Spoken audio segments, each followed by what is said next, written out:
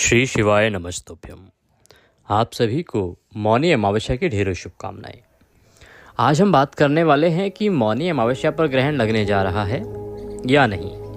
ग्रहण को लेके बहुत सी खबरें आ रही हैं। हमारे दर्शक हमसे बार बार मैसेज करके और रिक्वेस्ट करते हैं कि बताएं पंडित जी क्या है, ग्रहण लग रहा है या नहीं लग रहा है, कब से लग रहा है, ग्रहण लग रहा है तो भारत में दिखाई देगा या नहीं दिखाई देगा, क्या सच्चाई है, इस तरह के जो वीडियोस चल रहे हैं उनकी क्या सच्चाई है। तो इस वीडियो के माध्यम से अब हम आपको बताएंगे कि जो वीडियोस चल रहे हैं YouTube पर बहुत सारे ग्रहण से संबंधित, उनकी क्या सच्चाई है। मौनी अमावस्या पर जो ग्रहण का समय रहेगा वो क्या रहेगा, क्या नहीं रहेगा, और ग्रहण है तो वो भारत में दिखेगा या नहीं दिखेगा। साथ में जो माताएं बहनें हमारी गर्भवती हैं उन्हें क्या सावधानियां बरतनी चाहिए, ग्रहण के नियम क्या होते हैं, ग्रहण में किन किन सावधानियों को आपको ध्यान में रखना चाहिए, इस प्रकार की संपूर्ण जानकारी आपको प्रदान की जाएगी। आपसे प्रार्थना है कि वीडियो को अंत तक देखें, क्योंकि लाभ ये होगा इसके बाद आपको कोई अन्य ग्रहण का वीडियो देखना नहीं पड़ेगा।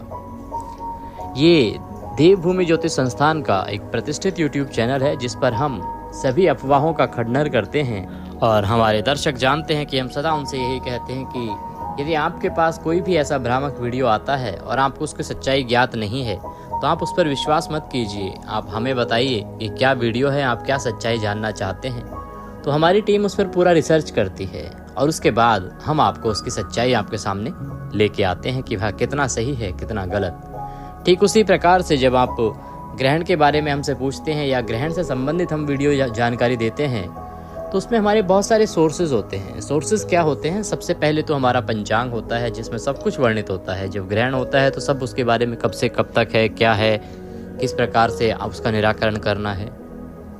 इसके अलावा जब किसी प्रकार का कोई वीडियो चल रहा होता है तो हम जो सरकारी एजेंसीज हैं उनसे भी संपर्क साधते हैं, जो खगोल विज्ञान में कार्यरत हैं, जो इससे संबंधित सूचना हमें प्रदान कर सकती हैं। तो हमारी टीम वहाँ भी कॉल करती है, वहाँ से भी हम इनपुट्स लेते हैं और जानते हैं कि क्या चल रहा है, अंतरिक्ष में किस प्रकार की घटनाएं घटने जा रही हैं। उसके बाद एक एनालिटिक रिपोर्ट बनती है और फिर हम उसके आधार पर आपको एक वीडियो बनाकर सही जानकारी प्रदान करते हैं। इसीलिए हमारे दर्शक हम पर पूरा विश्वास करते हैं और हमारा सदा यही प्रयास रहता है कि हम उनके विश्वास पर खरे उतरें, कभी भी वो हमसे कभी भी निराश ना हो। इसीलिए हम सदा प्रयासरत रहते हैं और सही जानकारियों के साथ आपके सामने वीडियो लेके आते हैं। ग्रहण के दुष्प्रभाव से बचने के लिए कृपया कमेंट बॉक्स में अवश्य लिखें जय शिव शंकर।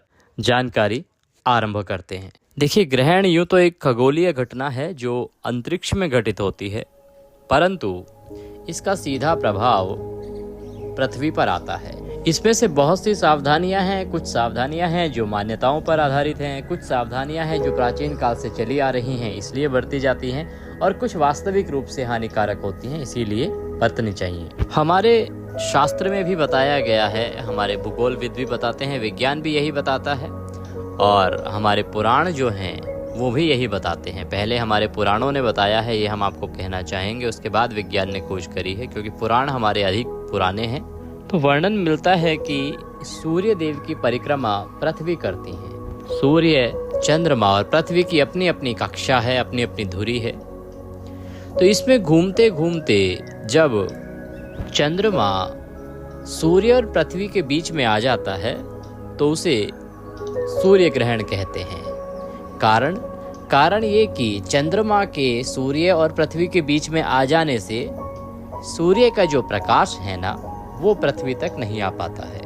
जब चंद्रमा पूर्ण रूप से सूर्य को ढक लेता है तो उसे पूर्ण सूर्य ग्रहण कहते हैं, और जब आंशिक रूप से ढकता है तो आंशिक सूर्य ग्रहण कहते हैं। और एक होता है वलयाकार, जिसे रिंग ऑफ फायर कहते हैं। वलयाकार ग्रहण वो होता है जिसमें ढक तो लिया जाता है पर एक रिंग की आकृति बाहर रह जाती है, क्योंकि सूर्य का क्षेत्र तो बड़ा है और चंद्रमा छोटा है, तो वो बाहर का जो क्षेत्र है वह चमकता हुआ दिखाई देता है, बीच में काला काला अंधकार आ जाता है, तो उसे हम रिंग ऑफ फायर कहते हैं, वलयाकार ग्रहण सूर्य ग्रहण कहते हैं। ठीक इसी प्रकार से जब घूमते घूमते पृथ्वी चंद्रमा और सूर्य के बीच आ जाती है तब होता है चंद्र ग्रहण, क्योंकि चंद्रमा का अपना प्रकाश नहीं है, वहाँ अंधकार है।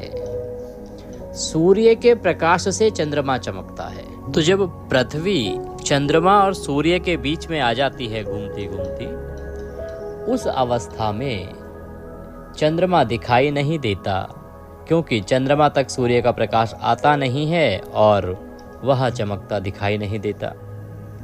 इस अवस्था को चंद्र ग्रहण कहा जाता है, जब सूर्य, पृथ्वी और चंद्रमा एक ही सीध में आ जाते हैं। एक विशेष बात यह है कि जो चंद्र ग्रहण है ना, वो व्यापक क्षेत्र में होता है। अधिक व्यापक क्षेत्र में अर्थात वो ज़्यादा क्षेत्र में अपना प्रभाव दिखाता है। कई सारे कॉन्टिनेंट तक उसका प्रभाव रहता है। आप देखेंगे कभी भी चंद्र ग्रहण होगा तो उसका कई सारे कॉन्टिनेंट में प्रभाव रहेगा, जबकि सूर्य ग्रहण जो है वो कम क्षेत्र में प्रभावी होता है। कारण क्या है? क्योंकि सूर्य बहुत बड़े हैं, उनको पूर्ण रूप से ढक पाना किसी के लिए संभव नहीं है। उनके प्रकाश को पूर्ण रूप से या अधिकतम जगह पर रोक पाना संभव नहीं है। इसीलिए एक क्षेत्र जब उसका ढक लिया जाता है तो वहाँ पर उसका प्रभाव आ जाता है, परंतु अन्य क्षेत्रों पर वह प्रभाव नहीं हो पाता, क्योंकि उनका क्षेत्रफल बड़ा है, सूर्य की आकृति बड़ी है। ये जानकारी थी कि भाई ग्रहण होता क्यों है और कैसे होता है। अब हम आते हैं अपने अध्यात्म पर कि किस प्रकार से ग्रहण के समय आपको सावधानी बरतनी चाहिए, क्या करना चाहिए और क्या नहीं करना चाहिए। देखिए, ग्रहण के समय में चंद्र ग्रहण को अपनी आंखों से आप देख सकते हैं, बिना किसी सुरक्षा के देख सकते हैं। परंतु यदि कभी सूर्य ग्रहण हो तो कभी भी उसको बिना किसी सहायता के नहीं देखना चाहिए। ये आपकी आंखों के लिए बहुत अधिक हानिकारक हो सकता है। जिस दिन ग्रहण हो उस दिन आपको ग्रहण लगने से पहले ही कुछ तैयारियां कर लेनी होती हैं घर में, उनकी चर्चा कर लेते हैं। फिर बताएंगे आपको कि जो ग्रहण है मौनी अमावस्या पर वो कहाँ दिखाई देगा, कहाँ दिखाई नहीं देगा, क्या इसका समय रहेगा कि नहीं रहेगा और क्या रहेगा प्रभाव, क्या है ग्रहण की सच्चाई। तो ग्रहण से पहले सूतक लगता है। चंद्र ग्रहण का सूतक 9 घंटे पहले लगता है और सूर्य ग्रहण का सूतक 12 घंटे पहले लगता है ग्रहण के समय से। सूतक लगने से पहले आपको खाने पीने की जो सामग्री है ना, उसमें कुशा डाल देनी चाहिए। कुशा एक प्रकार का तंतु होता है जिसका अग्रभाग बहुत ही तीक्ष्ण होता है। वहीं से ये आया है कि कुशाग्र बुद्धि, क्योंकि उसका अग्रभाग बहुत अधिक नुकीला और बहुत ही तेज होता है। और कुशा का ये गुण होता है कि वो जहाँ भी रखा जाएगा हानिकारक चीज़ों को अपने अंदर सोख लेता है। ये वैज्ञानिक दृष्टि से आपको बता रहे हैं। आध्यात्मिक दृष्टि से इसे बहुत ही शक्तिशाली, बहुत ही पवित्र माना गया है। इसीलिए कुशा का प्रयोग पूजा पाठ में बहुत अधिक किया जाता है। जब किसी स्थान की शुद्धिकरण की बात आती है पूजा पाठ में, तो उस समय भी जल छिड़कने के लिए कुशा का ही प्रयोग बताया गया है। तो खाने पीने की जो भी सामग्री आपके घर में है ना, उस सभी सामग्री में आपको कुश डाल देनी चाहिए। आप कुशा समय से लाके रख लीजिएगा और ग्रहण का सूतक लगने से पहले, जैसे आपका आटे का ड्रम है उसमें डाल दीजिए। खाने पीने की चाय, चीनी आदि के डब्बे हैं उसमें थोड़ी थोड़ी कुशा डाल दीजिए। फ्रिज में आप 2-3 जगह पर कुशा रख दीजिए। आपकी बाकी अन्य सामग्री, दूध भी अगर आपने उबाल के रखा है तो उसमें भी आपको कुशा डाल देनी चाहिए। ये इस मान्यता पर आधारित है कि कुशा जब आप उसमें डाल देंगे ना, तो ग्रहण का हानिकारक प्रभाव आपकी भोज्य सामग्री, खाद्य सामग्री को प्रभावित नहीं कर पाएगा, उस पर ग्रहण का दुष्प्रभाव नहीं आएगा और आपका जो खाना है, आपका जो भोजन है वो दूषित होने से बचा रहेगा। तो आध्यात्मिक दृष्टि से तो ये हो गया। अगर आप वैज्ञानिक दृष्टि से देखें ना, तो क्या होता है कि जब ग्रहण होता है ना, पृथ्वी पर सारी प्रक्रियाएं, सारी घटनाएं सूर्य के प्रकाश पर आधारित होती हैं। जब सूर्य का तेज पृथ्वी पर नहीं आ पाता है तो उस समय में हानिकारक जीवाश्म उत्पन्न हो जाता है। इसका उदाहरण आप इससे ले सकते हैं कि देखिए, सर्दी के समय में या बारिश के समय में यदि बहुत अधिक समय तक सूर्य का प्रकाश पृथ्वी पर ना आए तो उससे आपके सामने प्रत्यक्ष रूप से दिखने वाले जीवाश्म उत्पन्न हो जाते हैं जो बहुत हानिकारक होते हैं। फंगस तो उसमें से एक है ही, और फंगस में बहुत सारी हानिकारक फंगस भी होती है। ठीक वैसे ही जब ग्रहण के समय सूर्य का प्रकाश या सूर्य का तेज पृथ्वी पर नहीं आ पाता, उस समय वायुमंडल में, हमारे आसपास के क्षेत्र में एक हानिकारक जीवाश्म उत्पन्न होना प्रारंभ हो जाता है, छोटे छोटे अति सूक्ष्म जो दिखाई नहीं देते। अगर बहुत समय तक, अधिक समय तक यह प्रकाश नहीं आएगा तो वो इस प्रकार का रूप ग्रहण कर लेते हैं कि दिखने भी आपको लगेंगे, परंतु ग्रहण के समय कुछ समय के लिए ही, कुछ घंटों के लिए ही प्रकाश पृथ्वी पर नहीं आ पाता है, तो वो हानिकारक जीवाश्म बहुत अति सूक्ष्म होते हैं। अब वो अति सूक्ष्म जीवाश्म यदि आपके भोज्य पदार्थ पर, भोजन पर लगेंगे तो आपके शरीर में जाएंगे, आप बीमारी फैलाएंगे। किसी के लिए बहुत अधिक घातक हो सकता है, किसी के लिए कम घातक हो सकता है। गर्भवती माताओं बहनों को इसलिए भी सुरक्षित रहने के लिए कहा जाता है क्योंकि उनके गर्भस्थ शिशु को कोई हानि ना हो जाए। तो इसी आधार पर आप चाहे इसे आध्यात्मिक दृष्टि से देखें, चाहे वैज्ञानिक दृष्टि से देखें, परंतु हमें सावधानी तो बरतनी ही चाहिए। अब आप कहेंगे जी कुशा क्यों डाल देते हैं, कुश क्या करेगा? तो कुशा का ये गुण होता है कि वो अपने आसपास के हानिकारक जीवाश्म को आकर्षित कर लेता है। इससे जो हानिकारक जीवाश्म है ना, नेगेटिव एनर्जीज है ना, वो आपके भोजन पर प्रभाव नहीं डाल पाएंगी, वो उस कुशा पर एकत्र हो जाएंगी। अब सवाल आता है कि कुश तो सबके पास नहीं होता, कुशा यदि सबके पास नहीं है तो क्या किया जाए? उस अवस्था में तुलसी का पत्ता सभी के पास होता है, तो आप कृपया तुलसी पत्र अपने खाने पीने की सभी सामग्रियों में डाल दीजिएगा।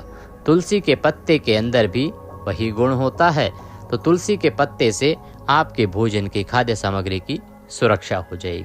ये प्रथा आदिकाल से चली आ रही है, हम इसको आज भी फॉलो करते हैं। हमारे यहाँ से बहुत से लोग कुशा लेके जाते हैं कि पंडित जी कुशा दे दीजिए, कुशा दे दीजिए, और हमारे कार्यालय से भी कुशा जाती है। यदि आप दिल्ली में कहीं हैं और आपको किसी प्रकार की आवश्यकता है तो आप संपर्क कर सकते हैं और यह कुशा समय से डाल दीजिए। जब ग्रहण समाप्त हो जाए तो इस कुशा को निकालिएगा और डस्टबिन में डाल दीजिएगा। इससे आपकी खाद्य सामग्री जो है वो सुरक्षित रहेगी, ऐसी मान्यता है। एक तो ये हो गया कि आपको सूतक से पहले क्या करना होता है। दूसरा, ग्रहण के समय आपको बाहर नहीं निकलना चाहिए जब तक बहुत आवश्यक ना हो। ग्रहण के समय गर्भवती माताओं बहनों को अधिक सुरक्षित रहने की सलाह दी जाती रही है हमारे बुजुर्गों द्वारा। तो गर्भवती माताओं बहनों को क्या नहीं करना है, इस पर हम आएंगे। इससे पहले संपूर्ण समाज की बात करते हैं। देखिए, ग्रहण के समय पर जो कार्य हैं वो तो किए ही जाएंगे। रोजगार के कार्य हैं तो आपको जाना ही होगा, आपका व्यापार है तो आपको जाना ही होगा, परंतु सुरक्षित रहें। आंखों को ऊपर की ओर करके सूर्य ग्रहण को ना देखें, सुरक्षित स्थान पर रहें। ये आपको हम भी सलाह देंगे और वैज्ञानिक भी सलाह देते हैं। भोजन आपको ग्रहण करना हो तो कहा तो ये जाता रहा है कि सूतक में भी नहीं करना चाहिए, परंतु वो संभव नहीं है क्योंकि सूर्य ग्रहण का सूतक 12 घंटे का होता है। 12 घंटे तक तो आप बिना खाए पिए नहीं रह सकते। आप भोजन करिए, लेकिन जो ग्रहण का समय होता है ना, उसको आप अवॉइड करिए। ग्रहण के समय में भोजन ना करिए इसको, क्योंकि हमारा जो सनातन संस्कृति है ना, प्राचीन समय से ही बहुत ही दया भाव वाली होती है। तो इसको इस प्रकार से भी समझाया जाता रहा है कि सूर्य देव तो संकट में हैं और आप भोजन कर रहे हैं। हालांकि उसकी कोई वास्तविकता नहीं है। वो हमारी जो संस्कृति है, हमारे जो पूर्वज थे वो बहुत अधिक दयालु थे, उनके अंदर सदा दया भाव आता था, इसीलिए वो इस प्रकार से भी हमें समझाया करते थे। तो ग्रहण के समय आपको खाना आदि नहीं खाना है। जो भी भोजन करना है वो पहले ही आप कर लीजिएगा या ग्रहण समाप्त होने के बाद कीजिएगा, शुद्धि के बाद कीजिएगा। और जब ग्रहण पूर्ण हो जाए उस समय आपको स्नान करना चाहिए। स्नान करके पूरे घर में गंगाजल छिड़किए। गंगाजल छिड़कने के बाद, क्योंकि जो नेगेटिव एनर्जी है उसको बाहर करना है, तो शुद्धि करनी है, तो आप गंगाजल छिड़किए और उसके बाद ही आप अपने जो गृह कार्य हैं उनको कीजिए। ताज़ा भोजन बनाइए। संभव हो ना, आपको पता हो कि भाई ग्रहण लगने वाला है आज, तो उस दिन बहुत अधिक खाने की सामग्री बना के मत रखिए। ग्रहण समाप्त होने के बाद साफ सफाई करके ताज़ा भोजन बनाइए। हमारा आपके लिए यही सुझाव रहेगा। अब जो गर्भवती माताएं बहनें हैं उनके लिए कुछ सुरक्षा के उपाय बताए गए हैं, कुछ सुझाव दिए जाते हैं, उनको कुछ प्रिकॉशंस रखने की सलाह दी जाती है कि आपको ये सावधानियां बरतनी चाहिए। उनकी चर्चा कर लेते हैं क्योंकि वो बहुत अधिक चिंतित होती हैं ग्रहण के समय में। देखिए, जो भी हमारी गर्भवती माताएं बहनें हैं ना, उनको भोजन करते रहना चाहिए, क्योंकि उनका जो गर्भस्थ शिशु है उसको हानि ना हो। ऐसा ना हो कि हम ऊपर से ग्रहण के प्रभाव से बचाते बचाते उनको कोई पीड़ा दे दे, तो सूतक काल में आपको भूखे रहने की आवश्यकता नहीं है। 9 घंटे का चंद्र ग्रहण का सूतक होता है और 12 घंटे का सूर्य ग्रहण का। तो आप सूतक के समय में अपना आहार ग्रहण कीजिए, परंतु सावधानी अवश्य रखिए, शुद्धि का ध्यान रखिए, साफ चीज़ों का ध्यान रखिए। जो सामग्री खाएं उसको अच्छे से पका के खाइए, गर्म भोजन खाइए, ताज़ा भोजन खाइए। इस समय में आपको चाकू, छुरी और काटने, सिलाई, बुनने की चीज़ों से दूर रहना चाहिए। इसकी सलाह इसलिए दी जाती थी क्योंकि ये बहुत नुकीली होती हैं, बहुत शार्प, बहुत तीक्ष्ण होती हैं। यदि ये कहीं गलती से लग जाए, खून निकल आए, तो वह आपके लिए हानिकारक हो सकता है। इसीलिए सुझाव यही दिया जाता रहा है बुजुर्गों द्वारा भी कि आपको सिलाई, बुनाई आदि के कार्य नहीं करने हैं। आजकल तो वैसे भी बहुत कम हो गए ये कार्य, पर कटाई आदि का कार्य, चाकू छुरी से संबंधित कार्य भी ग्रहण के समय पे आपको नहीं करना चाहिए। एक सवाल आता है कि ग्रहण के समय सो सकते हैं कि नहीं सो सकते हैं पंडित जी? देखिए, ग्रहण के समय आपको सोना नहीं चाहिए। ग्रहण के समय आपको बैठे रहना है। समय बहुत लंबा है ग्रहण का और बैठना बड़ा मुश्किल होता है प्रेगनेंसी में, तो आप थोड़ा लेट सकती हैं, परंतु निद्रा नहीं आनी चाहिए, सोना नहीं है। तो क्या करना चाहिए?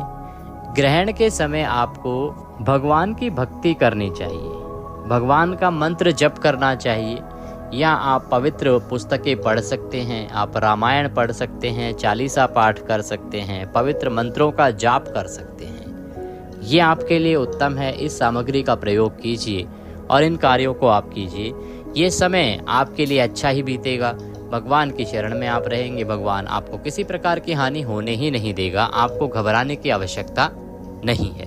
और वैसे भी वैज्ञानिक दृष्टि से देखें तो यदि आप अपने घर में हैं तो सुरक्षित हैं। किसी प्रकार की इस प्रकार का कोई कार्य ना करें जिससे कि आपको चोट पहुंचे, तो आप सुरक्षित रहेंगी। ग्रहण आपके घर में बहुत अधिक आपको नुकसान पहुंचा नहीं पाएगा। तो जो भी हमारी गर्भवती माताएं बहनें हैं, हमारा उनको सीधा सुझाव यही है कि आप चिंता ना कीजिए। ये ग्रहण है, ऐसा नहीं है कि इसका आपको बहुत अधिक नुकसान हो ही जाएगा, कोई नुकसान कर ही जाएगा, नहीं करेगा। ग्रहण का कोई नुकसान नहीं होगा। आप अपना जो रूटीन कार्य है उसको कीजिए, अपने घर पे रहिए, बस ग्रहण की तरफ देखिए मत, बाहर मत निकलिए। खाने पीने की चीज़ों में थोड़ी सी सावधानी बरतिए, प्रभु का भजन कीजिए, जितना हो सके उनकी किताबें पढ़िए। इस प्रकार से इस समय को आप व्यतीत कीजिए, पर डरिए नहीं, इसमें डरने जैसा कुछ नहीं है। इस प्रकार से ग्रहण के समय को आप व्यतीत करेंगी। एक जो बड़ी बात है वो ये है जी कि घर में पंडित जी मंदिर के पर्दे हो जाते हैं, तो लड्डू गोपाल सभी के घरों में हैं, भोग कैसे लगाएंगे, आरती कर सकते हैं कि नहीं कर सकते हैं?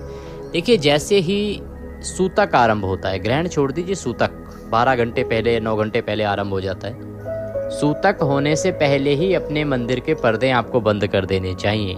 हमारे भी जो मंदिर है या अन्य जितने भी बड़े मंदिर हैं, सभी जगहों पर पर्दे कर दिए जाते हैं।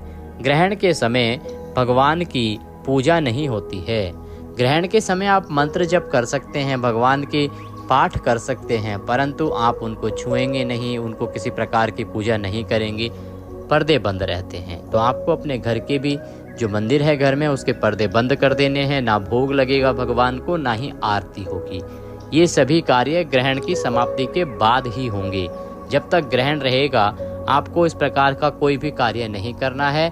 आपको मंदिर का पर्दा बंद करके ही रखना है। जब ग्रहण समाप्त हो जाए, आप गंगा जल से छींटे दीजिए, शुद्धिकरण कीजिए सभी चीज़ों का, और उसके बाद आप अपनी पूजा पाठ के कार्य कीजिए। आरती का समय हो तो आरती कीजिए। भोजन का जब समय हो जाए, भगवान को आहार ग्रहण कराइए, भोग लगाइए। दूध, रात्रि का समय है तो दूध का समय है तो दूध पिलाइए। सुबह का समय है मक्खन मिश्री खिलाइए। दोपहर का समय है भोजन कराइए। जो आपका दैनिक रूटीन आपने बना के रखा हो ना, उसके अनुसार से आप कीजिएगा उसके बाद। परंतु ग्रहण के समय आपका कोई रूटीन नहीं चलेगा, मंदिर बंद रहेगा। तो ये थी नियमों की जानकारी कि आपको ग्रहण के समय क्या सावधानियां बरतनी चाहिए, किन चीज़ों से बचना चाहिए और क्या आप कर सकते हैं।